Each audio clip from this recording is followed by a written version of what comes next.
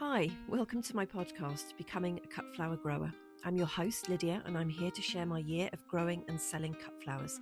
I'll be giving you the lowdown on everything I'm doing and sharing all the highs and lows, the good times and the inevitable disasters, all in real time. Join me on my cut flower journey, starting right now.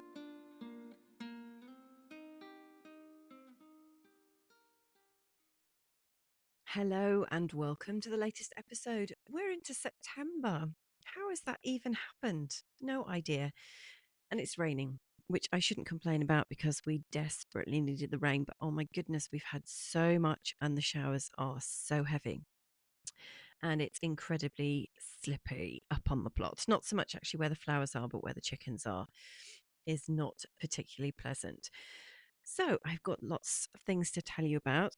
I'm going to divide this episode into two parts. So part one is going to be an update on what I've been doing. And part two is going to be my little report from the National Dahlia Show that I went to today.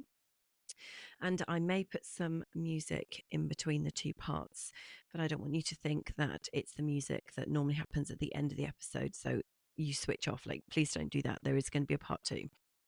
Probably a bit risky using the same type of music, but it will take too long to select something else. So I've been back from the plot about an hour actually. So it's Tuesday evening, 2nd of September. And I have been up on the plot cutting 4 buckets of beech. I've had a request from a florist that I haven't worked with before, but she's in the same WhatsApp group of growers and florists that I'm part of. And she put a request in for 4 buckets. And that is absolutely fine. So I was just up there cutting the branches down and getting together 4 buckets for her. And I got very wet because we've had an enormous amount of rain today. And so there's rain on all of the leaves. So it was a bit of a messy job. And I managed to slice my wrist open with a pair of secateurs. I don't know what I was doing really. I was watching and concentrating, but I was rushing slightly because the light was going and I wanted to make sure it got done before the rain comes again in the morning. So sliced my wrist open doing that, which is not very nice. And I was also cutting some hydrangeas and some scabious, blue scabious that I'm selling to a different grower florist who is a local lady who gave me some advice and help. We went for coffee when I was thinking about getting started in, this must be in 2024, I'm guessing, actually, when I was doing the trial beds. And she's a lovely lady and she does the most incredible bouquets. So I'm actually a little bit scared about supplying to her. But she's lovely, so I'm sure it will be absolutely fine. But it's always a bit strange when you work with new people and you don't know what their standards and expectations are like. And neither of those two clients have been to the plot before. And it's kind of unfortunate that they're going to see it at this time of year because it's really looking not amazing right now. Like the dahlia section is fantastic, but a lot of the other sections, actually, no, the zinnias are looking amazing. And there are bits that are looking nice, but overall it's kind of winding down. There are certain sections that are just on their way out. And I was waiting for the seed to ripen on some of the plants and so I could harvest it. So I've done quite a bit of harvesting already, but not everything. So I've kind of left a lot of the plants to go to seed that I didn't sell. And they've obviously got very wet and very soggy, and anything that's like brown that was sort of ready to be harvested now just looks very sorry for itself. So I'm kind of sad that they're seeing it at this point of the year, but at least they will know where I am and what the setup looks like, and I'll be able to hopefully give them a quick walk around. So that's what I've been doing this evening. I've just got my order in from my lovely wedding florist, Jo, for this weekend. So I'll be cutting that on Thursday and she's collecting on Friday. So a lot going on. Now, if you listened to the last episode, you would have heard me talking about the flower festival that I took part in last weekend. So it was actually one of my biggest, I think it was my biggest order so far this year. And there was a preview evening on the Friday. So I went to that. There was wine. And I've put a little video on my Instagram at Hen Hill Cut Flowers if you want to have a look at that. And I wanted to go back over the weekend just to see how the flowers had got on. because, as you know, if you're a regular listener, I normally hand everything over to my wedding florist. She collects from me from the plot, and I never see anything again apart from photos on Instagram, which is wonderful. But I never actually get to see the flowers. And because they're sort of event flowers, they don't need to last for 4 days. So it is fine to supply flowers that are, not at the sort of bud crack stage or any of the other sort of earlier on stages. I can literally supply things that are very open, very gorgeous, very voluptuous, literally ready to go.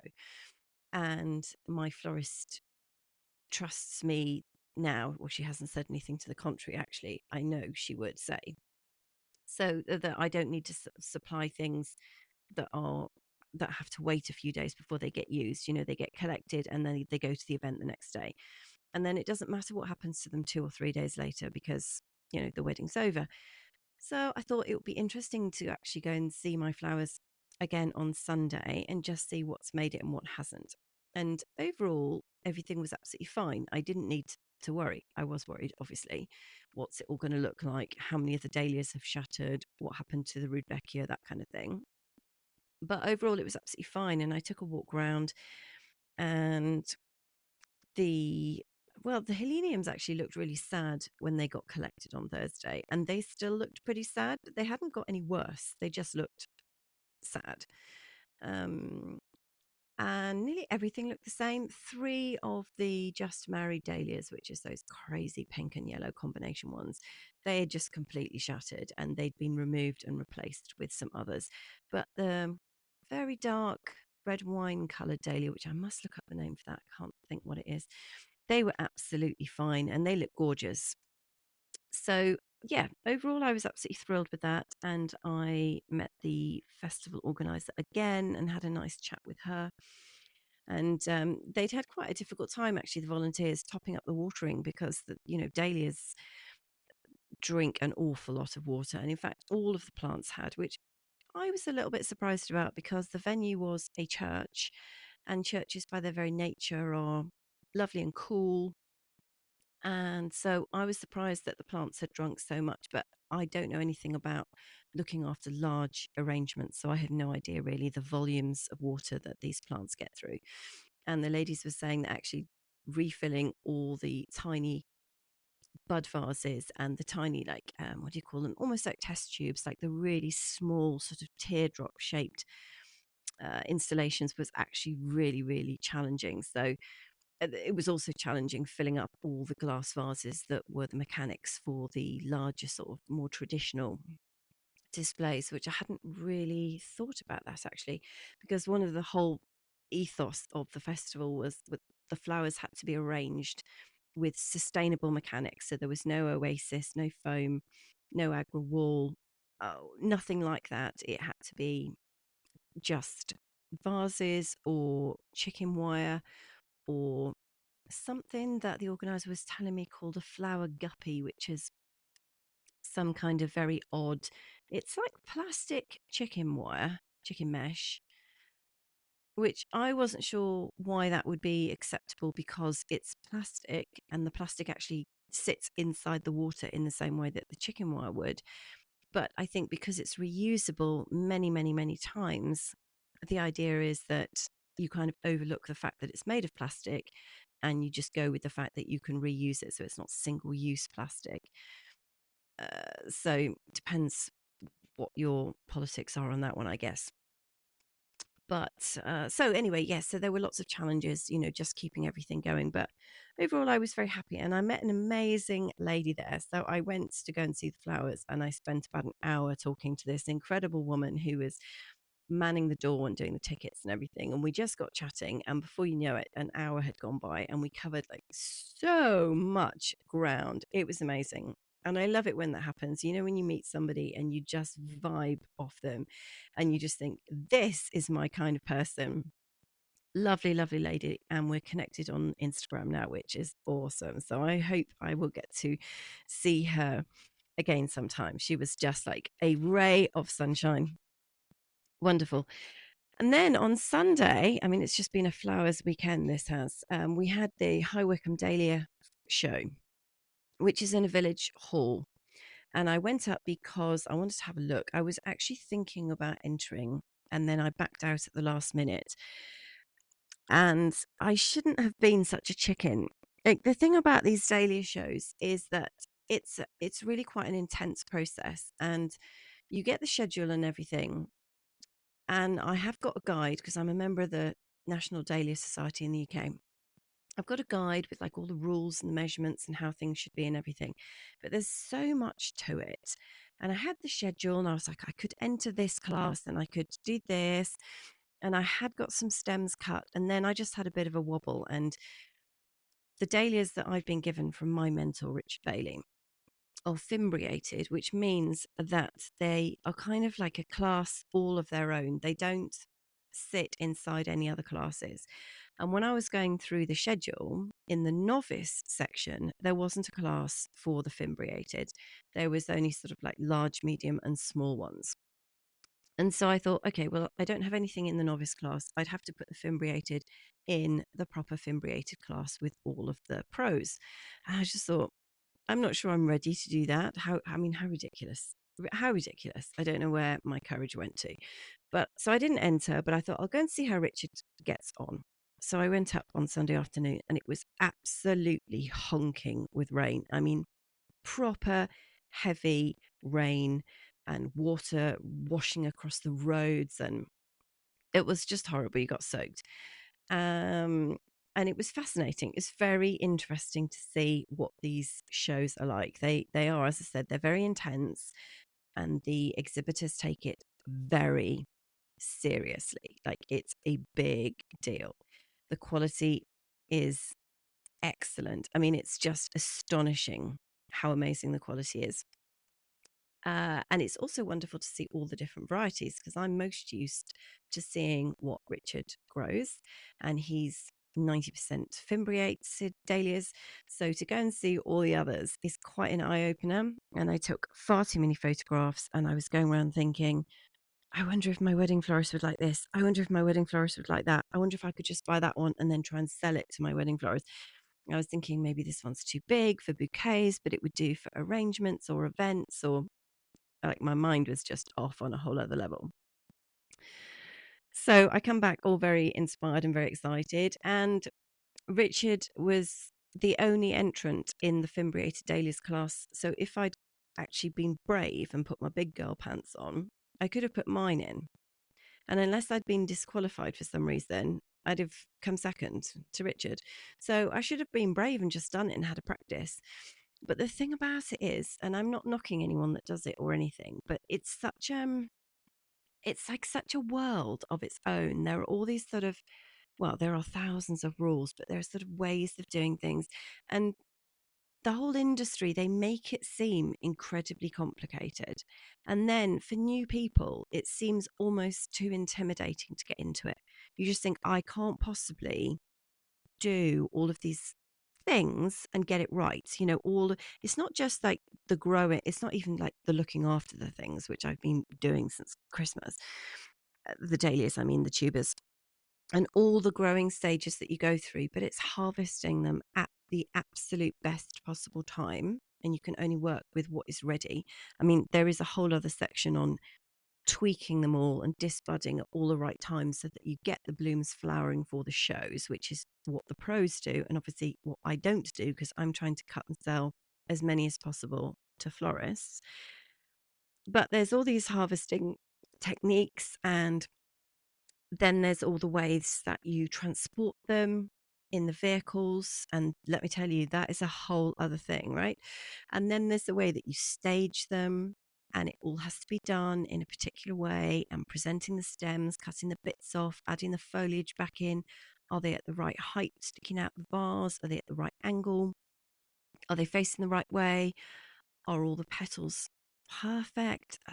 There's just so much. There's just so much to it, and it becomes kind of overwhelming and quite daunting. And I think this is why I just need to just enter some.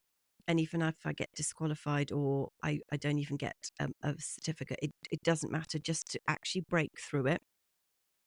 Because the the vehicles that were all parked outside, there were lots of vans. And when the show finishes and there's like a little award ceremony and cups and things are given out and raffles and all this sort of stuff, and then everybody just leaves. They just grab everything and go. And what's interesting is to watch them all loading back up into the vehicle, because they open the back doors of all these vans, and the vans are all racked out inside specifically for dahlias, for transporting dahlias. So they've got sort of like MDF in the back, like all these frameworks with circles cut out of the wood that are the perfect size for fitting their buckets in. And then they're all sort of tiers of buckets, and then each of the buckets has got holes cut into the side where you put your dahlia stem up against the edge of the bucket, and then you tie it to the edge of the bucket so that it doesn't wobble or fall over or get knocked or damaged or anything. And then somebody else had a system where they had like a whole sort of rack of MDF secured to the inside of their van. And then they've got like milk bottles lined up in a great row, again, sitting in something so they don't wobble. And then all the stems were kind of tied to this other bit of wood. And it was basically epic. And I just thought, oh my goodness, I've got a Honda Civic hatchback. The seats do go flat, but there's a bit of a lean. There isn't really enough place to even put some kind of MD for F framework. And anyway, I'm trying not to think about how I'm actually going to transport them, because it could get completely out of hand. And there was a guy there from Coventry. Now, Coventry is a city about, or a big town. I'm not sure if it has a cathedral, it's a city. But anyway, it's about 1.75 hours away. So this guy had travelled 1.75 hours to come to this show to exhibit, and he wiped the board with everybody else. Like, he won everything because his dahlias were just absolutely pristine. And everybody seems to have a helper as well. So you can't just go by yourself, although Richard Bailey does. Everybody else had assistants and helpers, and it was just like a big deal, a really, really big deal. Anyway, Richard did very well, and I definitely need to be brave. So there is another show, same High Wycombe Dahlia Society. It's on the 21st of September, and I think I'm just going to be brave. I got the schedule. I think I'm going to enter, put in whatever I've got, whatever's good on the day, and just see how I get on. And I'll let you know what happens with that, just for a bit of fun. Now, in part 2 of this episode, I'm going to talk about my day at the National Dahlia Show today. So I will be right back. Well, here I am at the National Dahlia Society Show in Wisley. And my mentor, Richard Bailey, is going to be here somewhere. Oh, these are the FIMS. These are the FIMS. This could be his class. Let's have a look. Oh, there he is, Richard Bailey. 1 second. Look at that. Wow. Oh, my goodness. So I have brought the mothership with me, and I have made her promise not to talk to me while I'm recording, but it's not going to work. Look at these guys. So this is Just Married. Now, Richard's given me half a dozen of these plants, and as you can see, they are the most stunning. Oh, I'm so proud of him. That's amazing. Well done, Richard. No, these ones. So look at that. And as you can see from the hall, it is absolutely jam-packed with dahlias in here. Every colour, every shape, every size. It's just absolutely stunning. Right, we've just found Richard's other exhibit, and he's done third, which is amazing, with Happet Champagne, Normandy Frills, and Just Married. And look at these guys. How stunning is this? I mean, that's quite incredible. 3 vases, 3 stems in each vase, and the perfection on these guys. I mean, honestly, I am so lucky to work for this guy. Wow. Well done, Richard. Really, really, really well done. Well, that was my recordings from inside the marquee at the National Dahlia Society Show. And didn't I say guys a lot? Yeah, far too many. Sorry about that. So the National Dahlia Society is a 3-day event held at RHS Wisley. It's the Royal Horticultural Society, one of their flagship gardens, and it's a beautiful garden to go around just to spend the day there, actually, in the gift shop. And the bookshop is like next level. It's an incredible show. They have hundreds and hundreds of dahlias. It's very, very well attended. Like, if you don't get there at 6 a.m., then you will be parked in a field about a mile away and you have to walk, which is not fun in the rain, I can tell you. And we did actually arrive a lot earlier than we planned because there are major roadworks going on in the area, and apparently it's an absolute nightmare. So we left, leaving, a massive amount of time, and it only took 45 minutes. So we then joined a queue because we're English and we have to get in.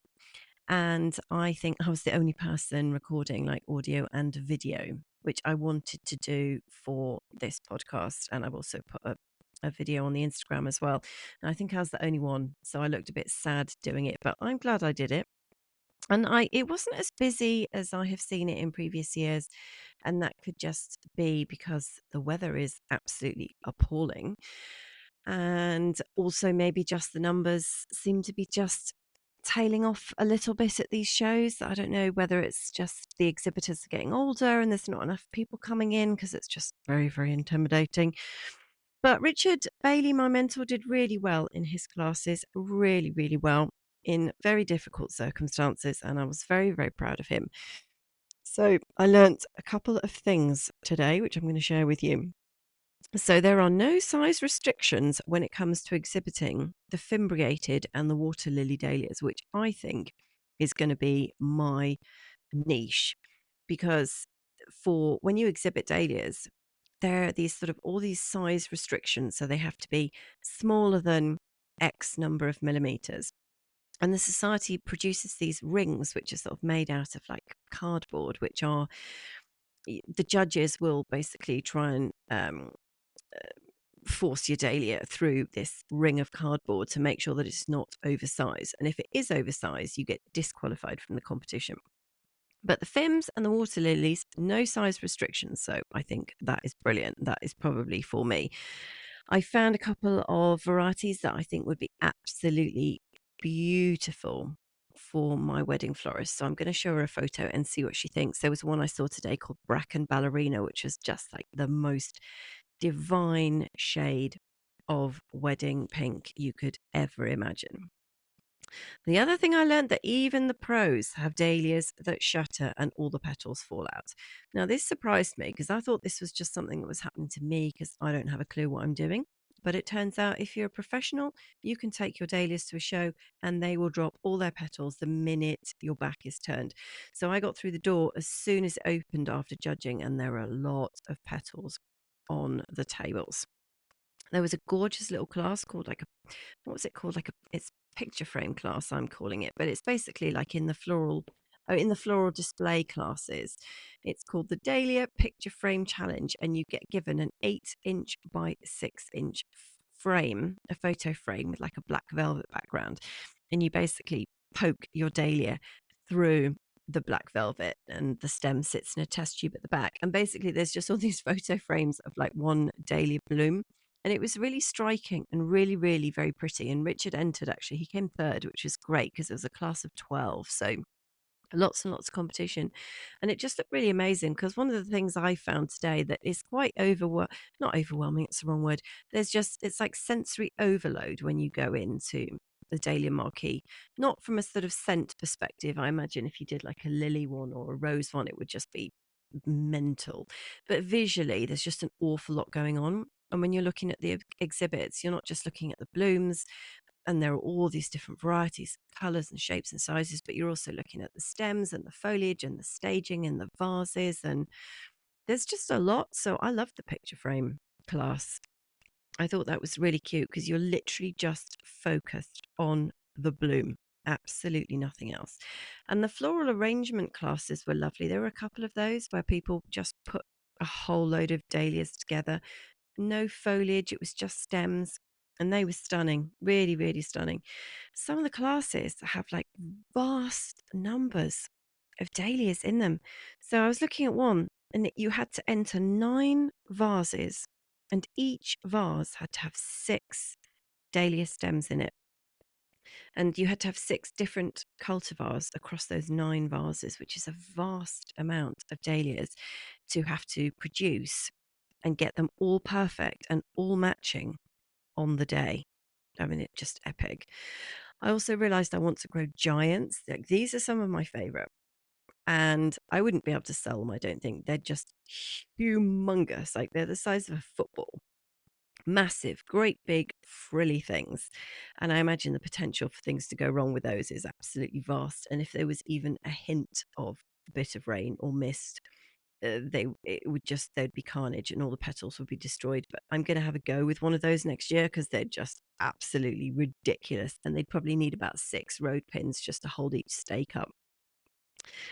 I also noticed that hardly any women seem to take part. I mean, maybe they did and they just don't put their full name, but lots of the entrants put their first name and their surname, so you can see it's obviously going to be a man. Virtually no women. There were some, don't get me wrong, but in the tiny, tiny minority. So that's interesting. Cafe au lait does not have a class of its own, so it can't actually be entered. So it appeared in the floral arrangement classes, but not as a standalone flower, which is interesting.